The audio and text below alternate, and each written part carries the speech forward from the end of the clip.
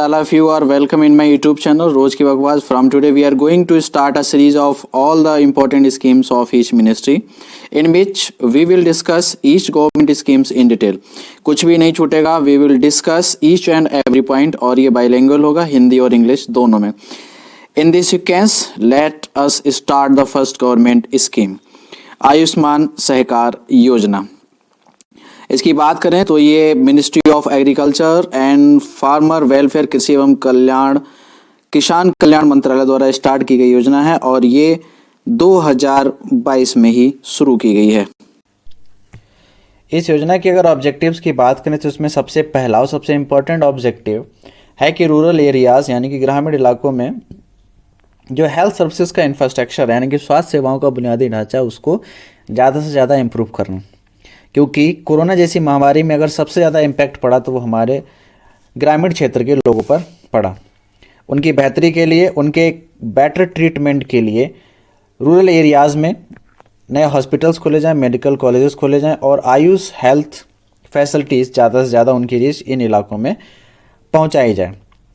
इस योजना के लक्ष्यों की प्राप्ति के लिए सेंट्रल गवर्नमेंट ऑफ इंडिया ने कोऑपरेटिव सोसाइटी को भी इन्वॉल्व किया है ताकि इसके साथ साथ जो हमारी नेशनल हेल्थ पॉलिसी जो 2017 में शुरू हुई उसका ऑब्जेक्टिव कि एक best health care services provide की जाए उसके भी मोटिव्स को हम प्राप्त कर सकें. और साथ ही साथ कोऑपरेटिव सोसाइटी का एक्टिव पार्टिसिपेशन भी होना चाहिए. नेशनल डिजिटल हेल्थ मिशन जो 15 अगस्त 2020 स्वतंत्रता दिवस के अवसर पर माननीय प्रधानमंत्री जी ने इसकी घोषणा की थी. ये पूरा का पूरा वर्चुअली है यानी कि सब वर्चुअली माध्यम से होगा. आपको एक हेल्थ आईडी बनाई जाएगी, उसके साथ साथ आपका पूरा व्यक्तिगत एक स्वास्थ्य रिकॉर्ड यानी कि PHR personal health report card होगा. साथ ही साथ आपको एक डिजी डॉक्टर भी प्रोवाइड किया जाएगा जिसका वर्चुअली माध्यम से आप उससे इंटरेक्ट कर सकते हैं, अपनी परेशानी आप बता सकते हैं. उसके साथ साथ एक स्वास्थ्य सुविधा रजिस्ट्री भी आपकी कराई जाएगी. इसके आगे इन कोऑपरेटिव सोसाइटीज़ की अगर बात करें तो एक ऐसा बिजनेस ऑर्गेनाइजेशन है जिसका मोटिव है सर्विस करना, जिसके सारे के सारे मेंबर्स साथ में काम करते हैं यानी कि वर्क टुगेदर वाला कॉन्सेप्ट उन सभी का एक कॉमन पर्पज होता है. ये वेलफेयर यानी कि कल्याणकारी योजनाओं के लिए काम करते हैं और एक ये वॉलंटरी एसोसिएशन होता है यानी कि nobody is going to force you.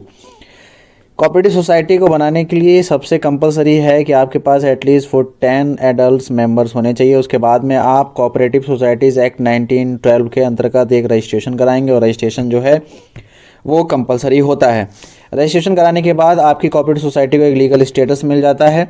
उसके बाद आपकी कोऑपरेटिव सोसाइटी एक सेपरेट लीगल एंटिटी बन जाती है यानी कि आप अगर कुछ भी करना चाहते हैं तो आप अपने नाम पर कर सकते हैं, लीगल नॉट इलीगल. इसके अगर फंडिंग की बात करें तो उसका जो इनिशियल फंड है वो इसके मेंबर्स ही इकट्ठा करते हैं. अगर मेंबरशिप की बात करें तो ये ओपन फॉर ऑल है यानी कि बिना किसी भेदभाव के रिलीजन, कास्ट एटसेट्रा वॉलंटरी, कोई भी आए कोई भी जाए, बस बताकर जाए, चोरी छुपे नहीं. कहने का मतलब ये अगर आप अपनी कोऑपरेटिव सोसाइटी को अगर आप छोड़ना चाहते हैं तो एक शॉर्ट नोटिस आप अपनी सोसाइटी को दें. अगर किसी भी कोऑपरेटिव सोसाइटी के डिसीजंस की बात करें कि उनके डिसीजन कौन लेता है तो ये फुली डेमोक्रेटिक होता है यानी कि इसके मेंबर्स के द्वारा एक कमेटी का चयन किया जाता है जिसे हम इलेक्टेड मैनेजिंग कमेटी कहते हैं. वही इस कोऑपरेटिव सोसाइटी के डिसीजन को लेती है.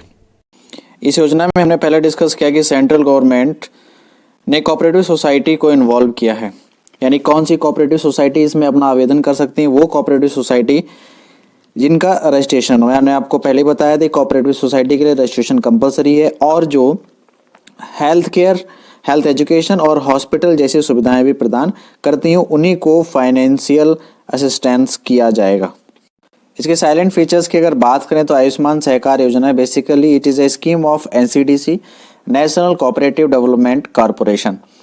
NCDC ही फाइनेंस करेगी इंफ्रास्ट्रक्चर, एजुकेशन और सारी सर्विसेज को इम्प्रूव करने के लिए. NCDC को 13 मार्च 1963 को बनाया गया था. यह एक स्टैट्यूटरी कॉरपोरेशन है. स्टैट्यूटरी का मतलब एक पब्लिक सेक्टर यूनिट जिसे स्पेशल एक्ट ऑफ पार्लियामेंट के तहत बनाया जाता है.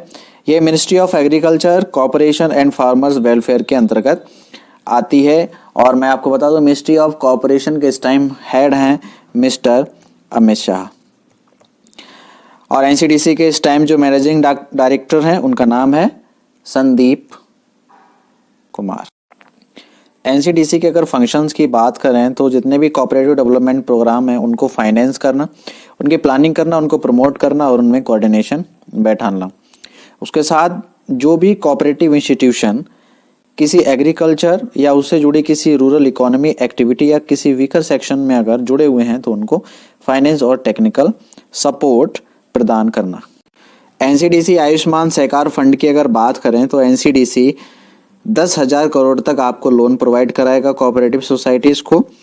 और इसके अंतर्गत कोई अगर फ्रेश ग्रेजुएट है any stream of medicine including Ayush या कोई ट्रेडिशनल प्रैक्टिस भी किया है तो अगर वो कोऑपरेटिव सोसाइटी चला के रूरल एरियाज में काम करना चाहता है तो वो भी इसका पार्ट बन सकता है। उसके साथ साथ working capital and margin money को भी अरेंज कराना। वर्किंग कैपिटल की अगर बात करें, जैसे मान लिया कोई कंपनी है, अगर उसके पास टोटल एसेट इस टाइम 100 हैं और उसके पास करंट लायबिलिटी जो उसके ऊपर हैं वो मान लिया 20 रुपीज़ है। लाइबिलिटीज़ का मतलब कोई डेप्ट उसके अंदर या उसको चुकाना है। उसके बाद आप टोटल एसेट्स में से अगर आप करंट लायबिलिटीज़ को आप जब माइनस करते हैं तो आपके पास जो बचता है that is called your working capital, यानी कि इस कैपिटल को आप फर्दर अपनी कंपनी को इम्प्रूव करने के लिए लगा सकते हो, that is called working capital. Margin money की अगर बात करें, ये सपोज अगर आप मार्केट जाते हैं, मार्केट आप सिर्फ 100 रुपीज़ अगर लेकर गए, रास्ते में सपोज आपके चोट लग जाती है और अगर आप डॉक्टर के पास गए तो डॉक्टर ही आपके 100 रुपीज़ ले लेता है या सपोज उससे ज़्यादा ले सकता है, अराउंड 120 अप्रॉक्स। तो आपके पास फिर क्या बचा? कुछ नहीं। तो आपको क्या करना पड़ेगा, जब आप मार्केट जाते हो तो आपको एक मार्जिन लेना जाना पड़ेगा। जैसे सपोज अगर आप 250 रुपीज़ लेकर गए, अगर आपको मार्केट 100 रुपीज़ की करनी है, अगर रास्ते में अगर आपको चोट भी लग जाती है, अगर डॉक्टर मान लिया 100 रुपीज़ ले भी लेता है तब भी आपके पास 50 रुपीज़ बचा है। यानी कि आपके पास जो वर्किंग कैपिटल होता है उसके ऊपर भी आपको कुछ मनी रखना पड़ता है, that is called margin money. उसके साथ साथ interest subvention of 1% to women majority cooperatives, यानी कि वो सहकारी समिति जिनमें वुमेन की संख्या ज़्यादा है, यानी कि वो बहुमत में है, तो उनको इंटरेस्ट सबवेंशन मिलेगा। Interest subvention is grant of money by the government according to the budget. It's interest subvention, government will pay off the interest on a loan like home loan, education loan, etc etc। कहने का मतलब ये है, अगर NCDC cooperative society को अगर 9.6% से rate of interest से उनको लोन प्रोवाइड करा रही है तो वो कोऑपरेटिव सोसाइटी जिनमें वुमेन की मेजॉरिटी ज़्यादा है उनको 1% रेट ऑफ इंटरेस्ट कम लगेगा, यानी कि ऐसी कोऑपरेटिव सोसाइटी को सिर्फ और सिर्फ 8.6% रेट ऑफ इंटरेस्ट से अपना लोन चुकाना पड़ेगा। अब बात आती है 1% देगा कौन? ये जो 1% रेट ऑफ इंटरेस्ट है ये आपका पे करेगा गवर्नमेंट ऑफ इंडिया, ठीक है। उसके साथ साथ ये जो लोन प्रोवाइड कराएगी एनसीडीसी, उसका जो टाइम पीरियड होगा दैट इज़ 8 ईयर। इसमें 1 से लेकर 2 ईयर तक मोरेटोरियम भी शामिल है। मोरेटोरियम मैं आपको बता दूं, इस अवधि में आपके द्वारा दिए गए कर्ज पर ईएमआई का भुगतान नहीं करना पड़ता है। This is also known as EMI holiday, ठीक है। इसका ये मतलब नहीं कि आपको इतने अवधि की आपको ईएमआई माफ कर दी है, नहीं, आपको बाद में देनी पड़ेगी। यानी कहने का मतलब ये है, जैसे भी कोरोना के टाइम पे आरबीआई ने ये अनाउंस किया था, यानी कि आपको अगर आपके पास नहीं है तो आप 1 या 2 ईयर तक आप ईएमआई नहीं कर सकते हो, आप उसके बाद दे सकते हो। कहने का मतलब ये है कि जो 8 साल का लोन है वो आप 9 to 10 ईयर में चुका सकते हो। The scheme aligns itself with the focus of the National Health Policy 2017 we have discussed, और ये कवर करेगी health system in all dimensions, investment in health organisations, health care services, access to technologies development, human resources, affordable health care, and etc etc। So friends, so we have covered all the important points related to this scheme. We will meet in another video with another scheme. Thanks for watching.